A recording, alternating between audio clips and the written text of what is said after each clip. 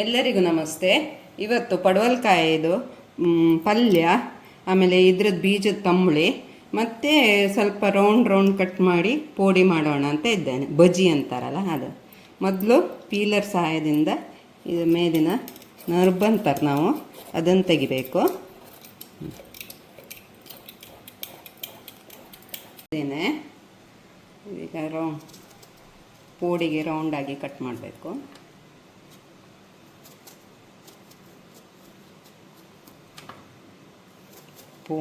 ಪೋಡಿ ಅಂದರೆ ಬಜಿ ಅಂತ.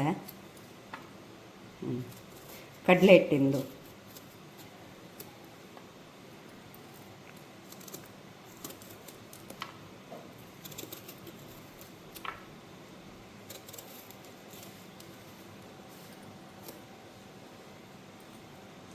ಮತ್ತು ಪಲ್ಯಕ್ಕೆ ಕಟ್ ಮಾಡಿದ್ರೆ ಆಯಿತು.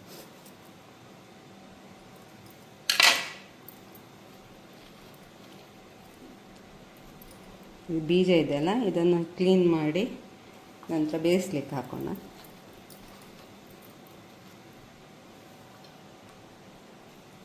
ಇದು ಪಲ್ಯದ್ದು ಕಟ್ ಮಾಡಿಕ್ಕುಂಟು ಪಲ್ಯಕ್ಕೆ.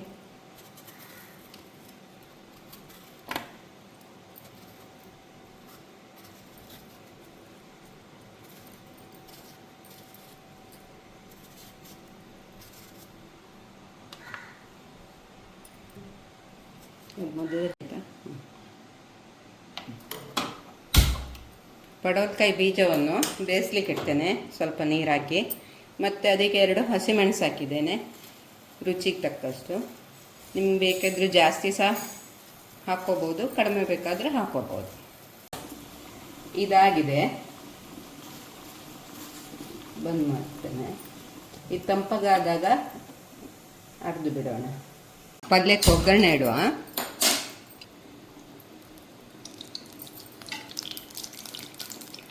ಸಾಸಿವೆ,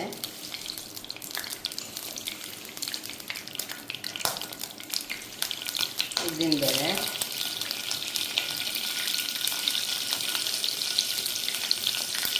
ಕರಿಬೇವಿನ ಸೊಪ್ಪು,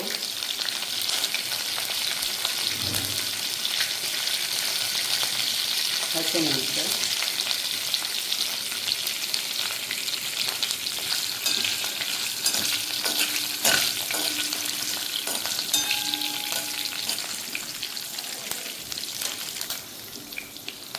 ಉದ್ದಿನಬೇಳೆ ತುಸು ಕೆಂಪಗಾದ ಮೇಲೆ ಹೆಚ್ಚಿಟ್ಟ ಪಡವಲಕಾಯಿಯನ್ನು ಹಾಕ್ತಾ ಇದ್ದೇನೆ. ಕೆಂಪಗಾಗಿದೆ.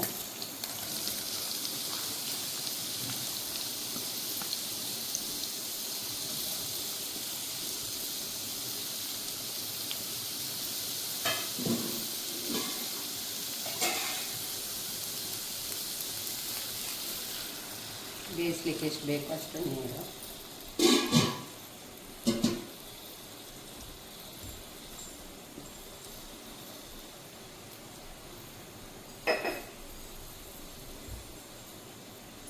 ಉಪ್ಪು.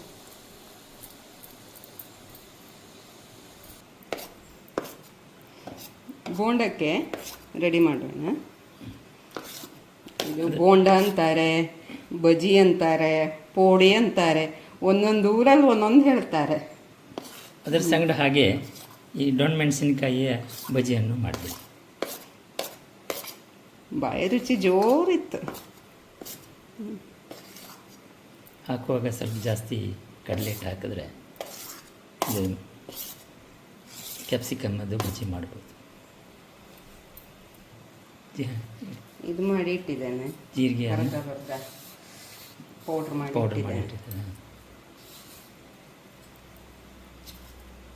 ಖಾರದ ಪೌಡ್ರು ರುಚಿ ತಕ್ಕಷ್ಟು, ಉಪ್ಪು. ಇದಕ್ಕೆ ಸೋಡದ ಪುಡಿ ನಾನು ಸೇರಿಸಲ್ಲ, ಹಾಗೆ ಮಾಡ್ತಾಯಿದ್ದೀನಿ.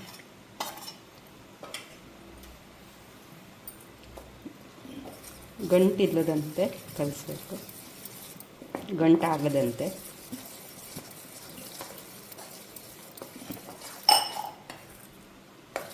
ದಪ್ಪ ಇರಬೇಕು ಹಿಟ್ಟು, ತೀರ ತೆಳ್ಳಗೂ ಆಗಿರಬಾರ್ದು, ತೀರ ದಪ್ಪಗೂ ಆಗಬಾರ್ದು.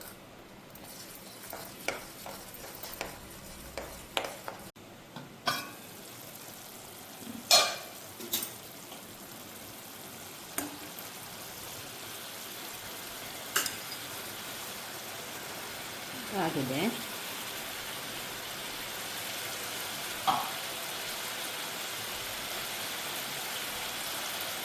ಕಾಯಿ ಹಾಕ್ತೇನೆ.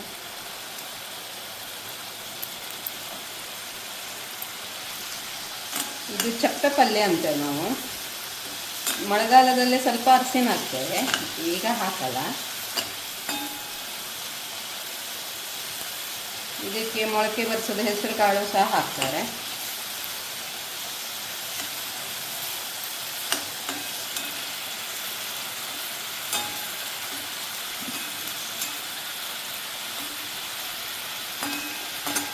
ಉಪ್ಪೆಲ್ಲ ಕರೆಕ್ಟ್ ಇದೆ, ನೀವು ನೋಡ್ಕೊಳ್ಳಿ, ಬೇಕಿದ್ರೆ ಹಾಕೊಳ್ಳಿ.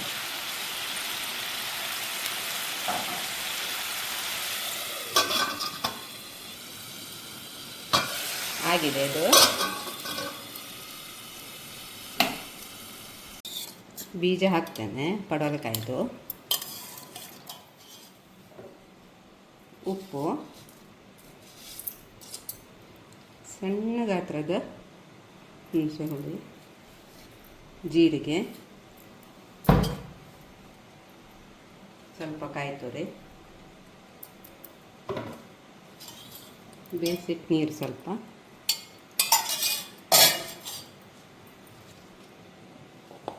ನುಣ್ಣಗೆ ಅರಿಬೇಕಿದು. ಈ ಥರ ಆಗಿದೆ.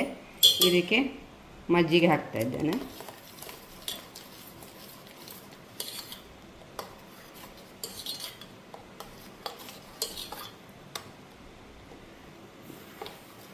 ಇದಕ್ಕೆ ಸಾಸಿವೆ, ಒಣಮೆಣಸು ಮತ್ತು ಇಂಗು ಹಾಕಿ ಒಗ್ಗರಣೆ ಕೊಡಬೇಕು.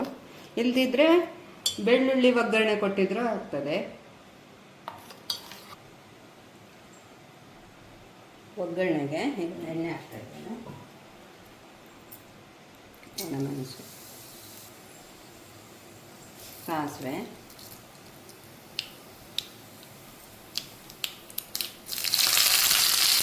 ಕರ್ಬೇವಿನ ಸೊಪ್ಪು,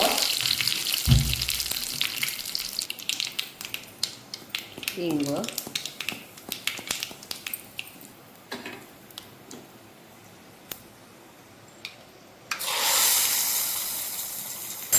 ಆಗಿದೆ.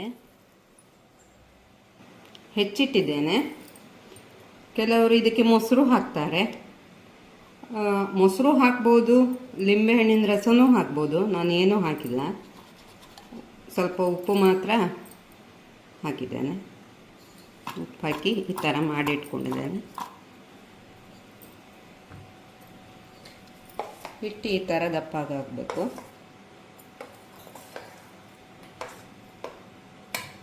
ಇದು ಎಣ್ಣೆ ಬಿಸಿಯಾದಾಗ ಒಂದು ಅರ್ಧ ಸ್ಪೂನಷ್ಟು ಎಣ್ಣೆ ಇದಕ್ಕೆ ಹಾಕಬೇಕು. ಸ್ವಲ್ಪ ಕ್ರಿಸ್ಪಿ ಆಗ್ತದೆ. ಬೋಂಡ, ಬಜ್ಜಿ, ಪೋಡಿ ಯಾವುದು ಬೇಕಾದರೂ ಹೇಳಿ.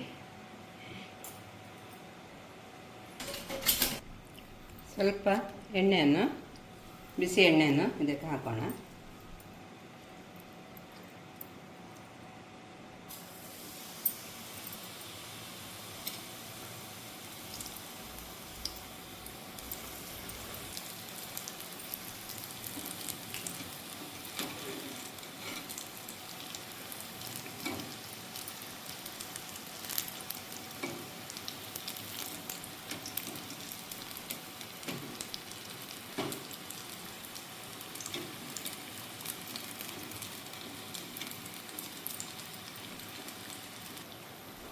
ಇದಾಗಿದೆ.